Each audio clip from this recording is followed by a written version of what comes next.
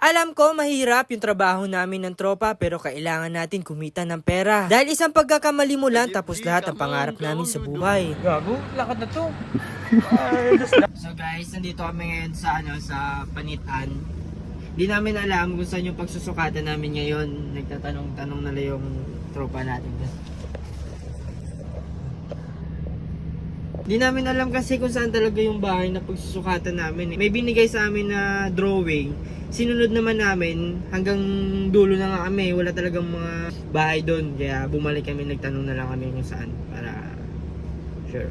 Let's go. Naligaw nga kami ng tropa kaya nagtanong-tanong na lang kami kung kilala ba nila yung pagsusukatan namin. Dahil ang binigay na drawing ni ma'am, sinunod naman namin pero sabi ni boss hindi daw dito. Mali talaga yung pinasukan namin.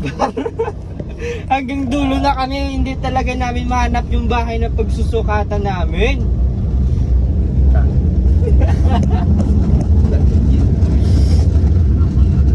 Pero may nakita kami dito na nagpapagawa ng bahay nila.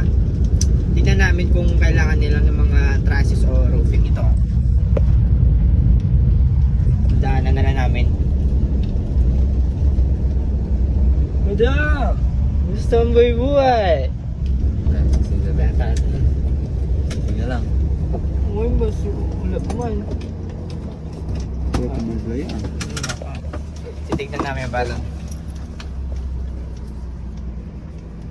Pliers? Labas? Basa pa? Basa pa. Yan.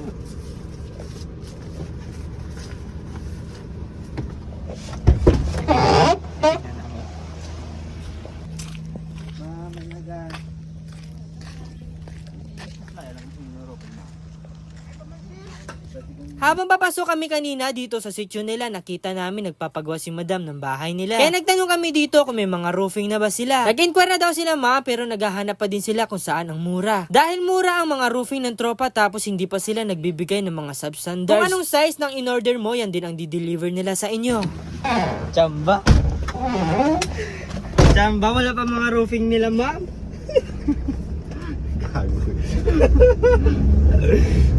Pero hanapin muna namin yung bahay na pagsusukatan namin ngayon. Naliligaw talaga kami.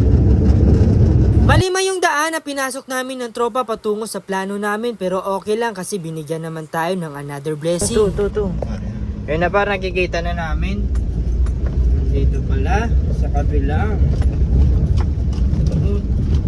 Taas man to. Parin taas. Taso. Noong nakita ko na mataas ang bahay na pagsusukatan namin ng tropa, napaisip ako kung kaya ko ba ito. Takot kasi ako sa mamatataas pero kailangan ko harapin ang takot ko. Dahil sa pagsubok ng buhay.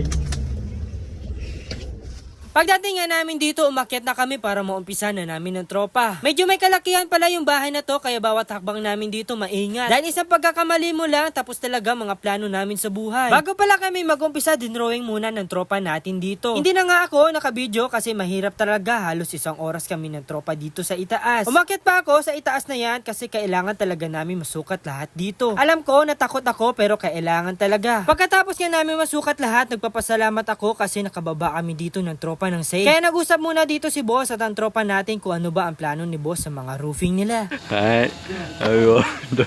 Lalim yan, par.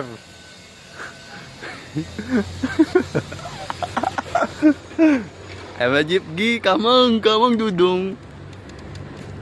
Gago, lakad na to.